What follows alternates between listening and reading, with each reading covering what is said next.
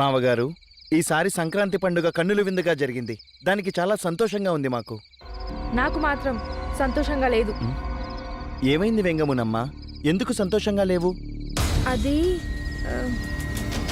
తండ్రి గారు, మీ అల్లుడికి మీరైనా చెప్పండి. పెద్దవారు తనుండగా ఆ బాలవీరుడు గూటు బయలుకు రాజవ్వడం ఏం న్యాయం? బాలవీరుడు రాజుగా ఉన్నంతకాలం నీవు అతనికి సహాయకుడిగా ఉండవలసి వస్తుంది. మిమ్మల్ని రాజుగా చూడాలని మాకు మా కుమార్తెకు ఆశ ఉండదా? అవును వెంకటపతిరాయ, అప్పుడు గూటి బయలుకు మీరే రాజని మా బంధువర్గంలో చెప్పుకున్నాం. కానీ ఇప్పుడు ఈ విషయం తెలిస్తే మా పరువు మర్యాదలు పోతాయి. ఏది ఏమైనా బాలవీరుడుండగా రాజు అవ్వాలనే ఆశ మాకు లేదు. నాకుంది. రాజుగా మీరు, రాణిగా నేను ఉండాలని. రాయుడు గారు, మీరు మీ సోదరుడు బాలవీరుని మాట జవదాటరని విన్నాం. అవును మహామంత్రి, బాలవీరుడంతటి మేటి పరాక్రమవంతుడు ఈ చుట్టుపక్కల పరిగణాలలో లేడు. అందుకు మేము గర్వపడుతున్నాం. చాలా సంతోషం. కానీ అది ఆ తిమ్మమ్మ అడుగులకి మడుగులొత్తడం నాకు కష్టంగా ఉంది. మనకి పుట్టబోయే బిడ్డ కూడా మీలాగే వారి దగ్గర ఒక ఉద్యోగిగా ఉండడం నాకు ఇష్టం లేదు. అవునల్లుడి గారు, వెంగమునమ్మ చెప్పింది నిజం. మంత్రి పిల్లే గారు, మీరైనా చెప్పండి. చిత్తం. అవును వెంకటపతిరాయల వారు, ఇది మీకు మీ తర్వాత సంతతికి సంబంధించిన విషయం. అందుకని తమరు ఒక్కసారి ఆలోచిస్తే.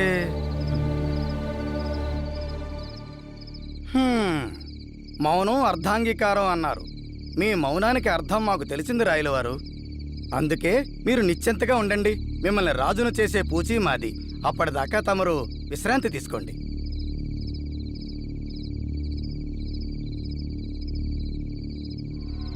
మహారాజా, ముందుగా మనం వారి ముద్దుల తనయుడు శ్రీరామనాయకుణ్ణి పసిగుడ్డుగానే హట్టు తొలగించుకోవాలి.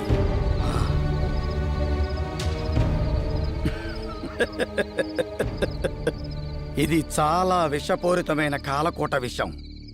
దీన్ని ఒక్క చుక్క పాలల్లో కలిపి పట్టిస్తే చాలు, ఆ పసివాడి ప్రాణాలు గాలిలో కలిసిపోతాయి. పైగా విషప్రయోగం జరిగినట్టు ఎవ్వరికీ అనుమానం కూడా రాదు. భలా మంత్రి భలా. చిత్తం ప్రభు. అమ్మా వెంగమునమ్మ, విషప్రయోగం చాలా జాగ్రత్తగా జరగాలి. లేకపోతే తండ్రి గారు చూస్తారుగా, నేను మీ కూతుర్ని. మేము వెళ్ళొస్తాం అత్తయ్య గారు. వాడెందుకమ్మా పానకంలో పుడకలాగా? వాడిని నేను చూసుకుంటాను. రా శ్రీరామనాయక, రా రా.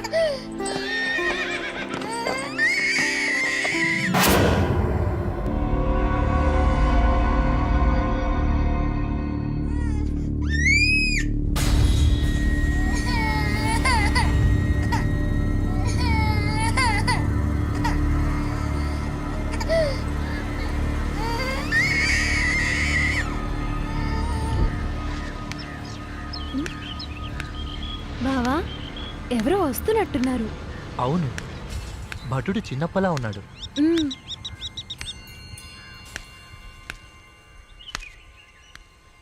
ఏమిటి చిన్నప్ప? మిమ్మల్ని పెద్దమ్మగారు వెంటనే కోటకు తీసుకురమ్మన్నారు. ఏం జరిగింది? తల్లి, నా నోటితో ఆ దుర్వార్త చెప్పలేను. చెప్తావా లేదా? మహారాజా, శ్రీరామనాయకుడు మా ముద్దుల కుమారుడికి ఏమైంది? అమ్మా, వారు మనకిక లేరు. తిమ్మమ్మ,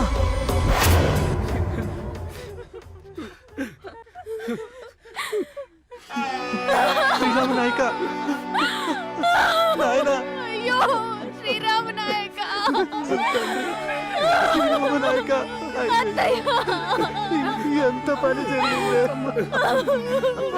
శ్రీరామనాయక, నా తండ్రి, నీకప్పుడే 100 ఏళ్ళు నిండిపోయాయా? నేనెంత పాపిష్టిదాన్నండి. తండ్రి శ్రీనివాస. తిమ్మమ్మ, ఎంత ఏడ్చినా పోయిన మన బిడ్డ తిరిగి రాడు. మన చేతిలో ఏమీ లేదు. కాస్త నెమ్మదించు. బాధపడకు తిమ్మమ్మ.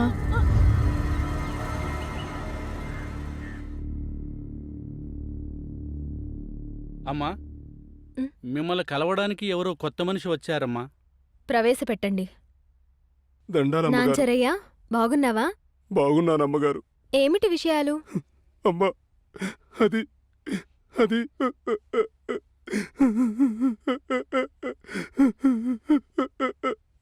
తిమ్మమ్మ, ఎవరితను? ఎందుకు ఏడుస్తున్నాడు? ఇతని పేరు నాంచారయ్య. మా బుక్క పట్టణంలో కోటకు వచ్చి చీరలమ్మిపోతూ ఉంటాడు. ఏం నాంచారయ్యా, ఎందుకు ఏడుస్తున్నావు? నీ చీరలు గాని సొమ్ములు గాని ఎవరైనా దొంగలించారా? లేదమ్మా, బుక్క పట్టణంలో ఘోరం జరిగిపోయిందమ్మా. హా? బుక్క పట్టణంలోనా? ఏం జరిగింది?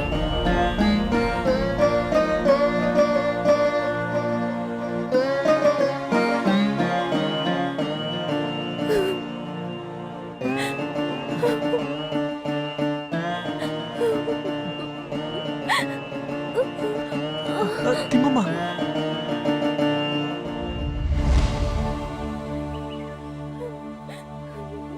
ఏమిటి బావా ఈ అన్యాయం? ఏం చెప్పమంటారు బావా? మా తండ్రి గారు తమ మరణం గురించి మీకు తెలియచేయవద్దని మాతో ప్రమాణం చేయించుకున్నారు. మీరు ఇక్కడికి వస్తే మీకు కూడా ధూమ్ వ్యాధి సోకే ప్రమాదం ఉందని వారి ఊహ.